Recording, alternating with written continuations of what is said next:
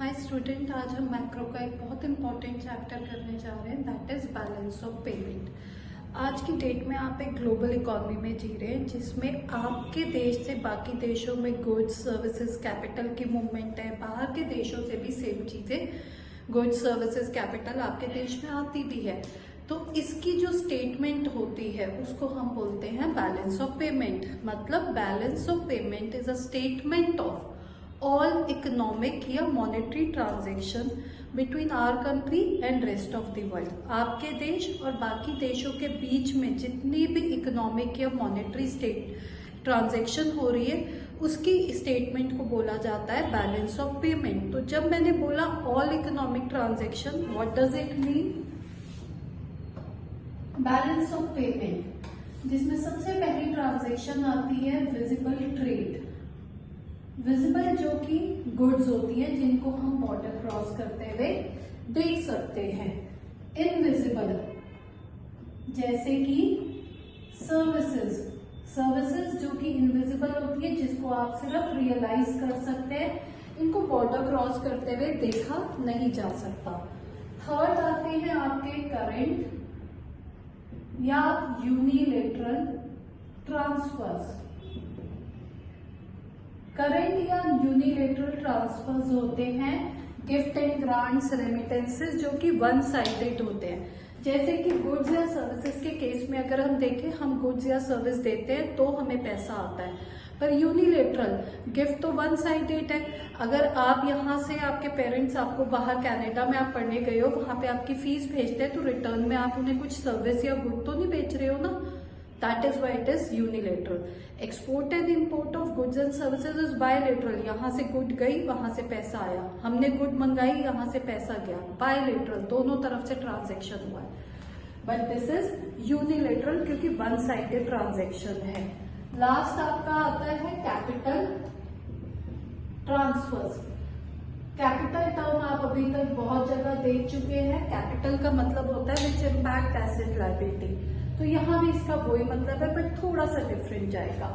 तो visible goods, invisible services, current, unilateral transfers and capital, ये सारी ट्रांजैक्शन की जो स्टेटमेंट होती है इसको बोला जाता है बैलेंस ऑफ पेमेंट। इसके ऑपोजिट टर्म आती है balance of trade, BOT। Balance of trade is a narrow term as compare to balance of payment, क्योंकि इसमें सिर्फ क्या लिया जाता है, visible trade, that is export and import of goods को लिया जाता है सिर्फ। No service, no unilateral, no capital transverse.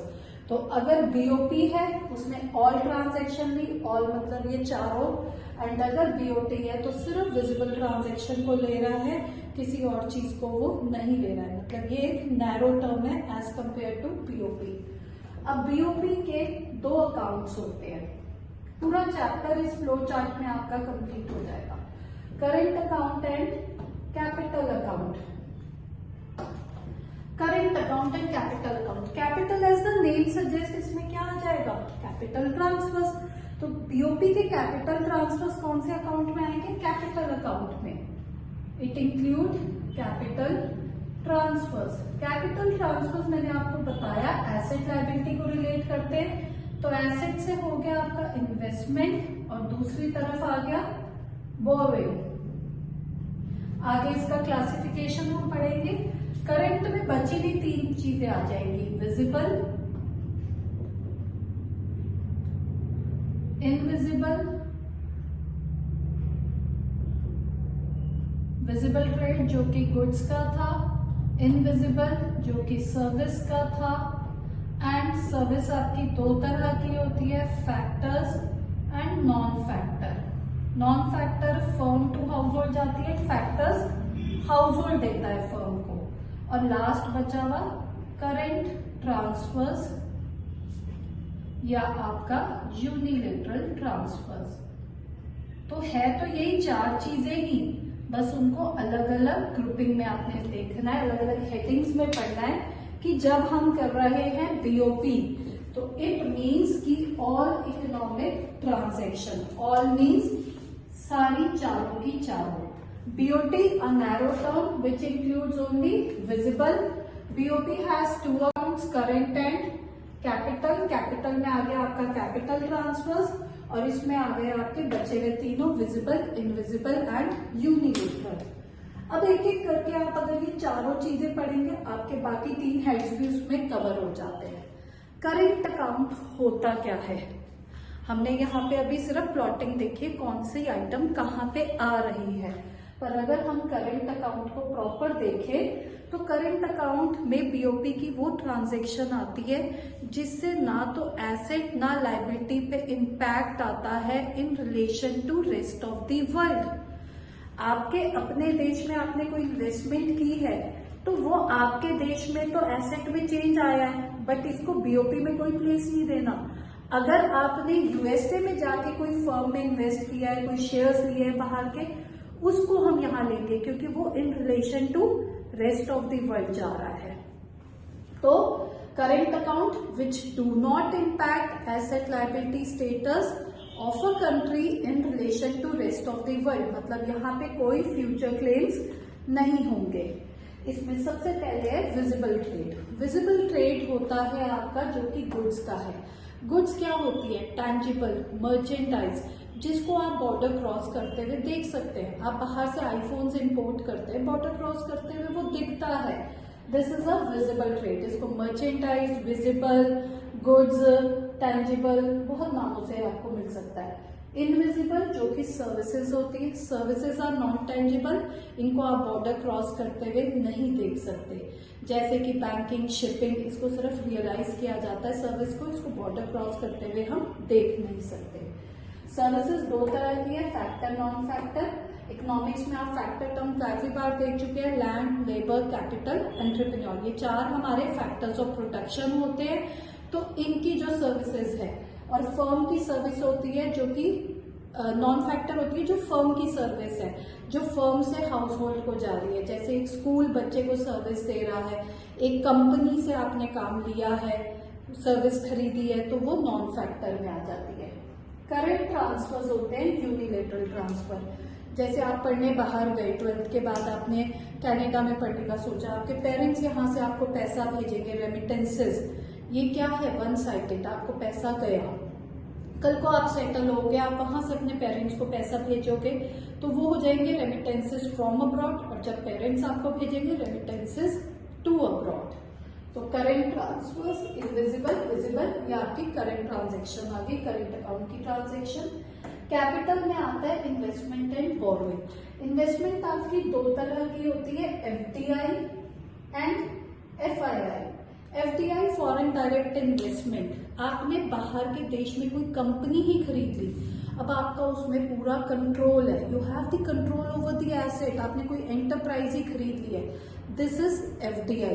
But FII, आपने किसी कंपनी के कुछ शेयर्स खरीदे, you are mere a shareholder, आपका कंपनी पे कोई होल्ड नहीं है, तो it do not allow control over asset, इसको पोर्टफोलियो इन्वेस्टमेंट भी कहते हैं एफआईआई को।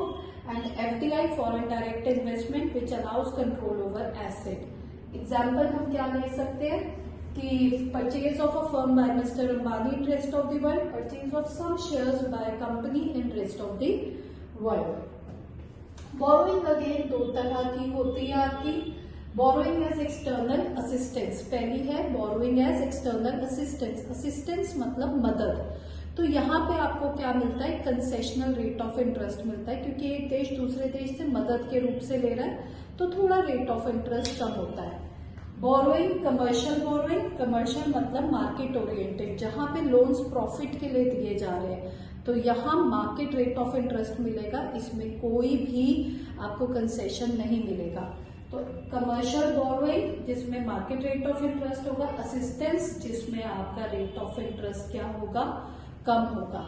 तो ये पूरे कंपोनेंट्स आ जाते हैं आपके बीओपी के।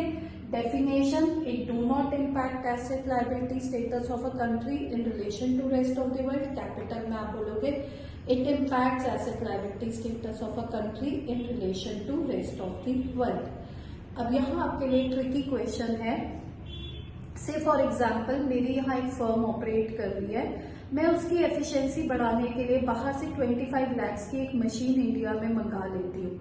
ये मेरी इन्वेस्टमेंट है अपने बिजनेस के लिए, उसकी ग्रोथ के लिए मैं बाहर से एक मशीन मंगा रही हूँ। आपको पूछा जाएगा ये कौन से अकाउंट में आएगा, करंट या कैपिटल?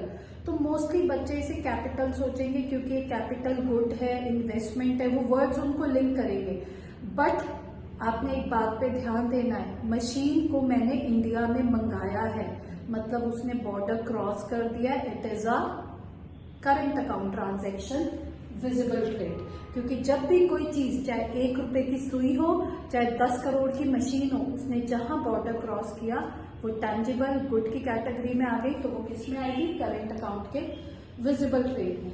फिर यहाँ बात आती है कि कैपिटल में कौन सी इन्वेस्टमेंट्स है। अगर मैं बाहर कोई कंपनी खरीद लेती हूँ, मैं तो यहाँ रहती हूँ, कंपनी मेरी वहां है, I have a future claim, मेरी इन्वेस्टमेंट वहां है, तो मैं यहाँ हूँ, इन्वेस्टमेंट वहां है, in relation to rest of the world asset पे फर्क आया है। अगर मैं अपने देश से बोरोइंग करती हूँ, BOP has nothing to do with it. पर अगर मेरी कंपनी बाहर से कोई बोरोइंग करती है, हमारी सरकार बाहर से बोरो करती है रेस्ट ऑफ द वर्ल्ड से, तो हमारे ऊपर लाइबिलिटी चढ़ी है in relation to rest of the world. तो बीओपी के कैपिटल अकाउंट में हमने सिर्फ वो ट्रांजैक्शन लेनी है जिससे कि एसेट या liability in relation to rest of the world पे इम्पैक्ट आए। ठीक है जी, थैंक यू।